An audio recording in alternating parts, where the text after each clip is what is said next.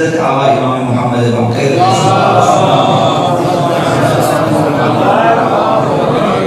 المؤمن اخو المؤمن، مومن مومن کا بھائی ہے.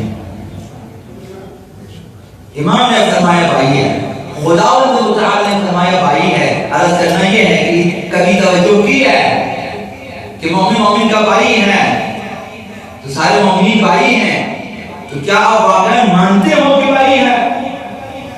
نہ صرف ایسے بھائی، فرمایا کل جسد واحد، ایک جسم کی مانی. مومن آئیے ایمان میں کمال آئیے کہ دوسرے مومن بھائی کو بھائی سمجھے اور کل جسد واحد، گویا آپ کے جسم کا حصہ ہے وہ، ہم دونوں کا جسم ایک. کل جسد واحد فرمایا اذا اشتکا شیئا منہ وجد علم ذلک بسائر جسدہ.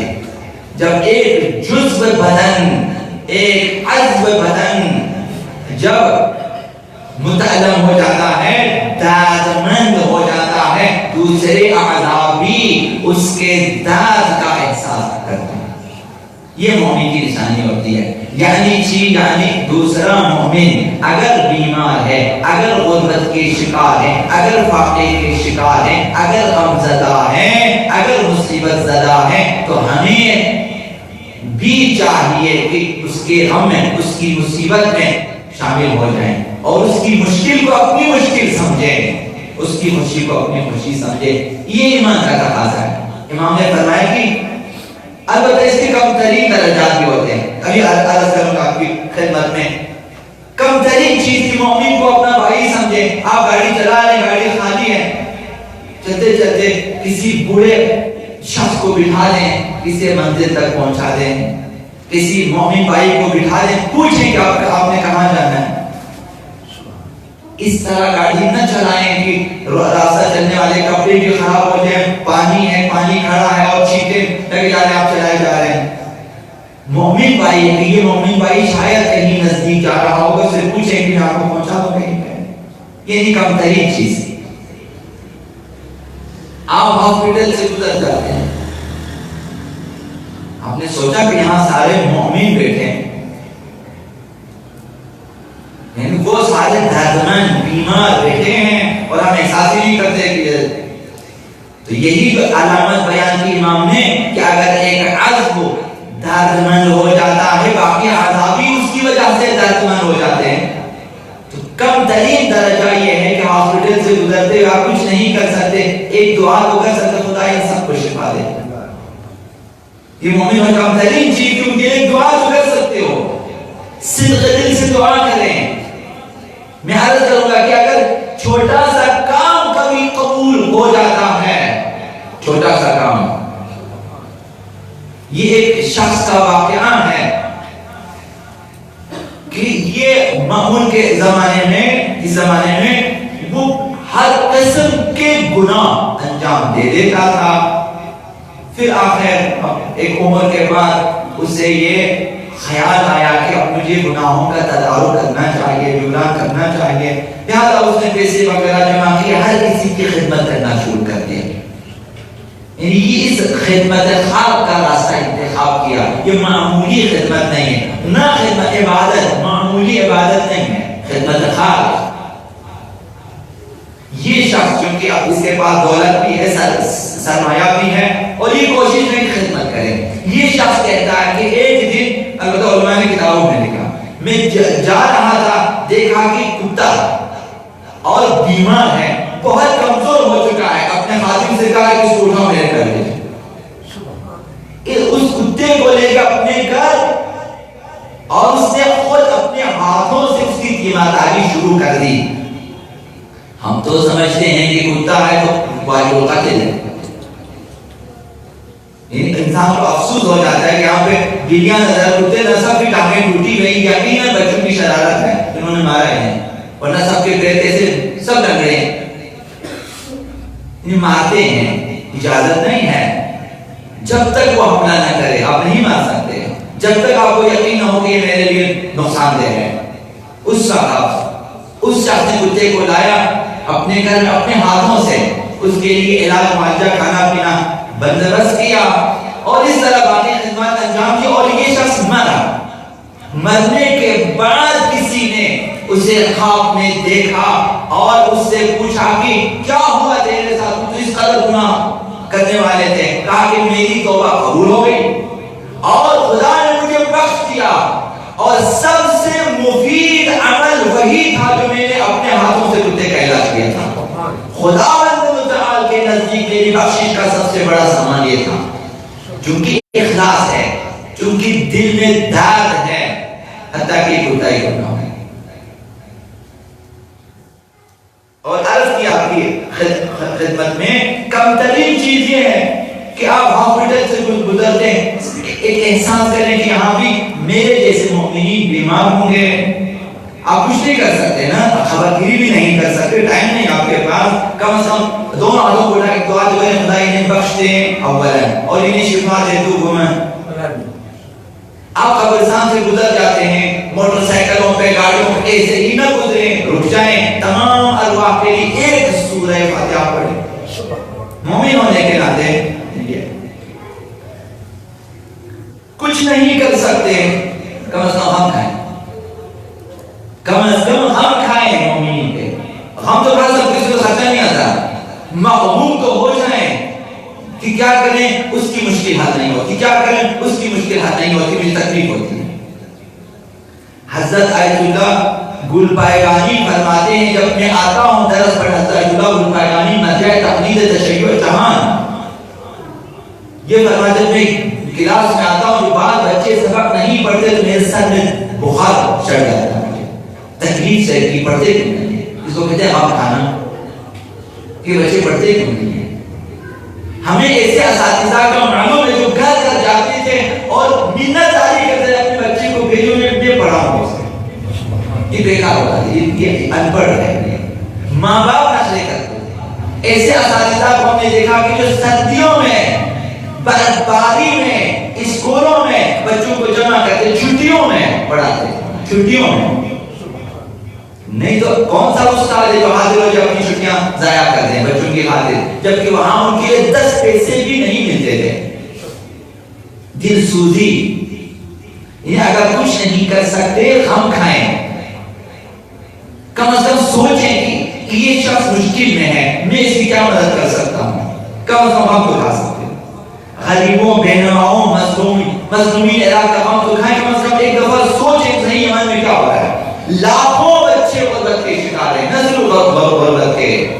المیہ انسانی وہاں پہ وبا ہے, یعنی انسانی المیہ بھوک سے مر رہے ہیں. یعنی المیہ, انسانی المیہ جسے کہتے ہیں, وہاں جو ہماری ہتھیار استعمال کیے جا رہے ہیں, کیمیکل ہتھیار استعمال کیے جا رہے ہیں, بچے مر رہے ہیں.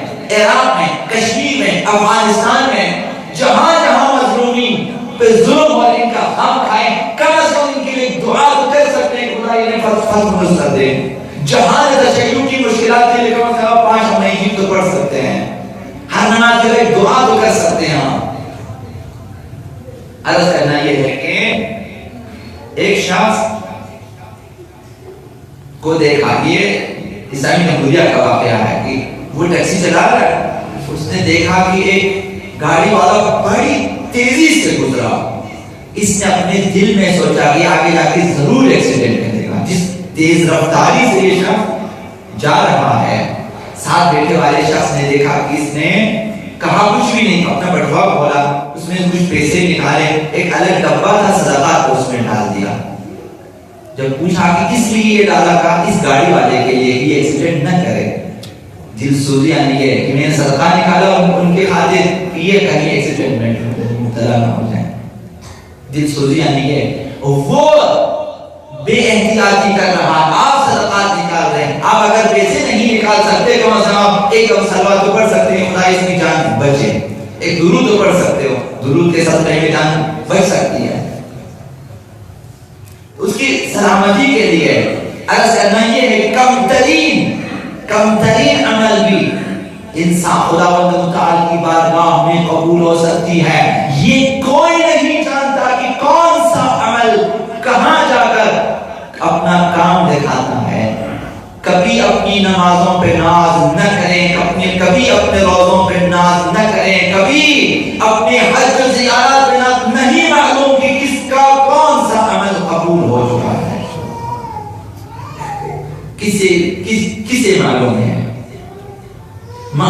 زمانے کا ایک شخص ہیں، بہت مشہور واقعہ علامہ حلی نے بھی لکھا ہے، اور اسی طرح باقی ہمارے فقہا نے لکھا بعض مستند کتابوں میں کہ یہ شخص ہر دوسرے سال حج پہ جایا کرتا تھا۔ بغداد کا رہنے والا شخص تھا، عبداللہ غالباً اس کا نام تھا، ہر دوسرے سال حج پہ جاتا ہے۔ ایک سال یہ بازار نکلا کہ حج کی تیاری کریں، جس طرح ہم لوگ تیاری کرتے ہیں۔ ہم لوگ حج کی تیاری کم کرتے ہیں، دوستوں کی تیاری زیادہ کرتے ہیں، ولیمے کی تیاری زیادہ کرتے ہیں، اور چائنیز بیٹے چائنا جانے نمازوں کی تسبیحات کی اور اپنا معلوم شاید قربی بھی چائنیز سے آ جاتے ہیں، تیاری کر کے جاتے ہیں، رکھ کے چلے جاتے ہیں کہ واپس آنے کے بعد ہمیں بانٹنا ہے دوسروں میں، تاکہ سب کو پتا چلے کہ میں نے حج کیا ہے۔